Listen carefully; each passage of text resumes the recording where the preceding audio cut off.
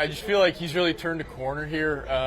And sometimes, it just takes that experience and getting enough, experience on playing at the major league level. I mean, AAA and all that, it helps, but when you do it at the big league level, it takes a little bit of time. And for me, it was really impressive with everything that went into that at-bat on how he handled himself and didn't try and do too much and just, let the game come to him. All right, so you mentioned that at-bat, so let's just take a look at it. Yeah.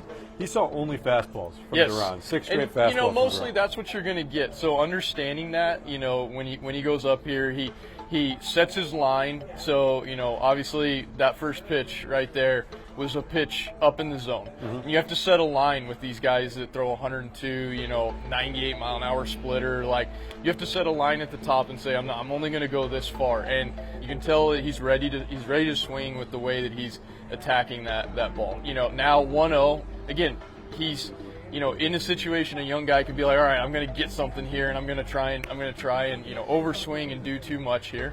He gets it. He takes a swing and he gets information from that. Okay, I was either hunting the splitter and I didn't get it, or I was underneath the fastball. Okay, here we go. Now I need to try and get a little bit more on top of the ball, or hey, I really believe this splitter is going to be coming. This pitch, starts on the plate, believe it or not, but then his fastball has so much movement that it runs off the plate. So then we get a ball just inside. I mean, again, this is something that's going to produce long-term success for him, and is his ability to control the zone. That ball is only one ball off the plate. Again, 102, things are happening really, really quick. How much preparation does that take to recognize, all right, this pitch is on the plate now, yes, but I know that run is coming, yes, and lay it off? 100%. And you have to be able to be prepared for that situation. Say, okay, when I get his fastball, it's going to run. When I get his splitter, it's going to go down. And you have to be prepared for that situation and know exactly where you're hunting for that ball to be, which is another reason why I think that 2-1 take is so important, is because he set his line for, okay, this is where I want it to start. But it was farther inside than that, and he let it go, and it straightened out and ended up being. Yeah, because that's what I was going to say. If you know it has that run, that's a pitch that, again, 100. from the layman, you say, well, maybe that is going to end up where you want it. You would say, well, you should fire at that. But again, just like if I'm trying to get a guy up, then I have to set a line for, okay, if it starts here, then I fire. But if it starts one ball underneath that, I don't.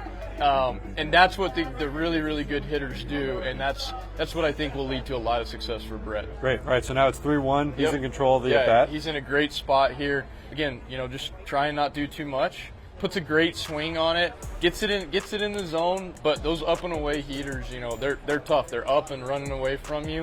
But then right here, just trying to put the ball in play, makes an adjustment. He was underneath the last two.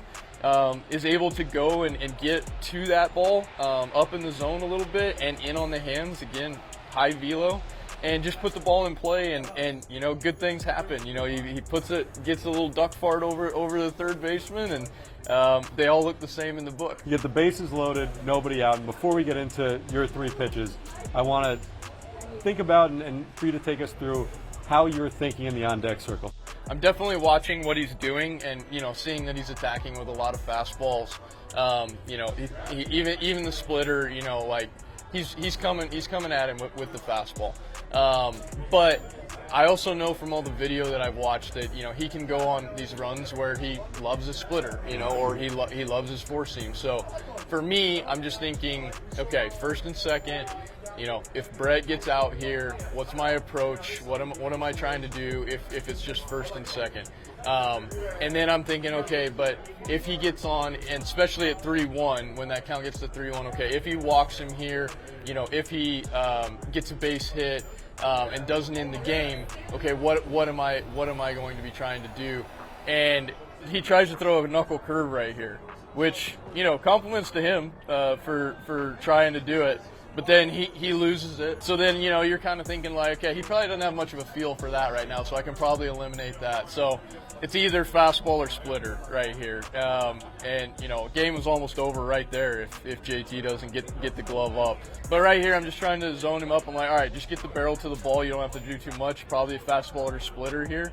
And started on the plate. the splitter and dove off the plate, and I was obviously ready to go, but check swung. So why did you check swing that one? What were you looking for, and how did you, in the moment, realize that's not your pitch? Looking for something a little bit closer to me. It started middle, and I was ready to go, but then with the spin and the way that it came off on his hand, and it started to go to the right, I was able to hold up and recognize that, splitter, and get off of that and be able to hold up in time. 2-0, just don't try and do too much. Just get the barrel to the ball and leaves the fastball middle. 2-0, and he needs to come at you. A walk into the game. So yeah, I guess I had 4 different ways of getting it done. Again, just trying to not do anything too special there and just get the barrel to the ball. And he's throwing at 102, so me getting the barrel to the ball, it comes off 108, and he's doing all the work for you there. I do have to say, for as big a hit as that was and has the potential to be this season, you handled it you were very chill. Yeah. After that walk. I mean, I just felt like the guys in front of me had already done the job. They'd already won the game.